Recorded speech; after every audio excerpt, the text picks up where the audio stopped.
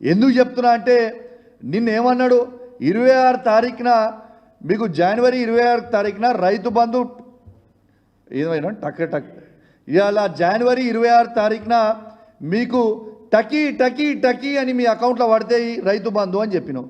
నీ టకీ టకీ ఎక్కడ పోయింది, నీ బొందాన్ని బొకం ఎక్కడికి పోయింది రేవంత్ రెడ్డి అని నేను అడుగుతున్నా.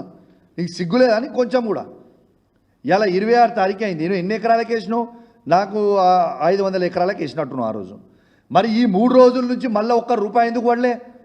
ఈ 27 తారీఖు ఏమైంది, 28 తారీఖు ఏమైంది, 29 తారీఖు ఏమైంది, 30 తారీఖు ఏమైంది? ఏమైంది అంటే ఫిబ్రవరి 5వ తారీఖుకి ఎలక్షన్ కోడ్, ఎమ్మెల్సీల ఎలక్షన్ కోడ్ వచ్చింది.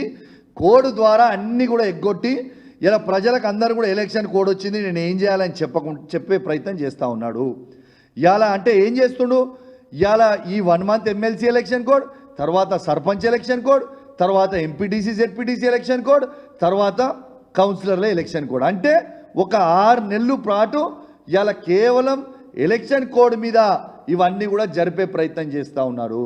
నిన్న కూడా మళ్ళీ సర్పంచ్ దానికోసం ఎలక్షన్ల కోసం నా హుజరాబాద్ నియోజకవర్గంలో శాచ్యురేషన్ మోడ్లో కేసీఆర్ గారు దళిత బంధు అనే పైలట్ ప్రాజెక్ట్ మొదలు పెడితే ఇలా అద్భుతంగా 18,500 మంది కుటుంబాలకి నా నియోజకవర్గంలో మాత్రం ఇచ్చినప్పుడు,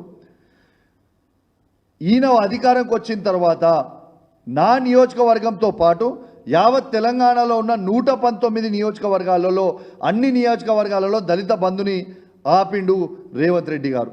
ఇలా కేసీఆర్ గారి నాయకత్వంలో మేము అద్భుతంగా పోరాటం చేసిన తర్వాత నిన్న ఇలా అది రిలీజ్ చేయమని చెప్పి నేను ఆర్డర్ ఇచ్చిండు. అది కూడా మోసమే. ఎందుకంటున్నా అంటే 5 రోజుల ఎలక్షన్ కోడ్ వస్తే, ఖచ్చితంగా 5 రోజుల ఎలక్షన్ కోడ్ వస్తే మళ్ళీ ఎలక్షన్ కోడ్ ఉంది అని చెప్పి మళ్ళీ ఆపే ప్రయత్నం చేస్తూ ఉన్నాడు. ఇది వాస్తవము. నేను ఒక్కటే చెప్తున్నా రేవంత్ రెడ్డి గారు, తెలంగాణ ప్రజలు చాలా చైతన్యవంతుల ప్రజలు. నువ్వు జాదా హుషారి జానుకు కత్రా అవుతుంది నీకు.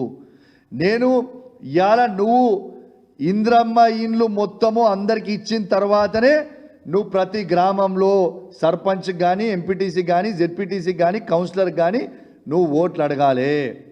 ఇలా ప్రతి ఒక్కరికి ఆత్మీయ భరోసా నువ్వు వేసిన తర్వాతనే, 1,02,00,000 మందికి నువ్వు వేసిన తర్వాతనే నువ్వు సర్పంచ్ కానీ, ఎంపీటీసీ కానీ, కౌన్సిలర్లకు కానీ నువ్వు ఓట్లు అడగాలి.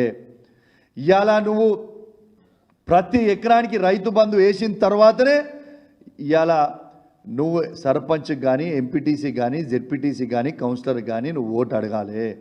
ఇలా నా నియోజకవర్గంతో పాటు యావత్ తెలంగాణలో ఉన్న దళిత బంధుని, కేసీఆర్ గారు విడుదల చేసిన దళిత బంధుని వాళ్ళ అకౌంట్లో డబ్బులు వేసిన తర్వాతనే నువ్వు సర్పంచ్ కానీ, జెడ్పీటీసీ కానీ, ఎంపీటీసీ కానీ, కౌన్సిలర్ కానీ ఓట్లు అడగాలి. నువ్వు ఓట్లు అడిగి నువ్వు ఇవి అన్నీ ఇవ్వకుండా నువ్వు ఓట్లు వచ్చి అడిగితే ప్రజలు మాత్రం ఇంతకుముందు నిన్ను గిప్ప గుద్దినట్టు, నీ అఫీషియల్ ట్విట్టర్ అకౌంట్లో పెడితేనే ప్రజలు నిన్ను గిప్ప గుద్దినట్టు మళ్ళీ అప్పుడు కూడా ఆ ఓట్ల గిప్ప గుద్దుదురు ఖాయం. తస్మా జాగ్రత్త అని హెచ్చరిస్తూ ఉన్నాను.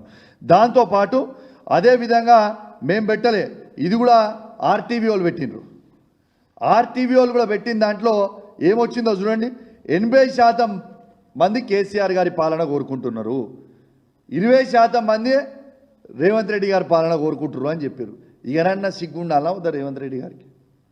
రేవంత్ రెడ్డి గారు దున్నపోతు మీద వర్షం పడితే కనీసం ఆ దున్నపోతు తోకన ఆడిస్తుంది. ఈ ప్రభుత్వం మీద వర్షం పడినా ఇలా కనీసం ఇంచు కూడా కదలకుంటున్నారు. ఆ దున్నపోతే ఈ రేవంత్ రెడ్డి గారి ప్రభుత్వం కంటే ఆ దున్నపోతే నయం ఉన్నదనిపిస్తుంది నాకైతే. ఎందుకంటే ప్రజలు అడుగుతూ ఉన్నారు, అన్నీ చెప్తా ఉన్నారు, వీళ్ళేమో ఏవి కూడా మాట్లాడకుండా వీళ్ళు ఇష్టం ఉన్నట్టు చేస్తూ ఉన్నారు. ఖచ్చితంగా చెప్తా ఉన్నాను, మీకు మాత్రం రాబోయే కాలంలో ప్రజలు మాత్రం కర్ర కాల్చి వాత పెట్టబోతూ ఉన్నారు. అరే నేను ఇంకోటి మర్చిపోయినా, ఇష్టం ఉన్నట్టయితే ఇలా మాట్లాడినా మళ్ళీ రేపు ఫ్రైడే మళ్ళీ ఏం కేసు పెట్టి రేపు మళ్ళీ జైలు నూకాలనుకుంటాడు నా మీద.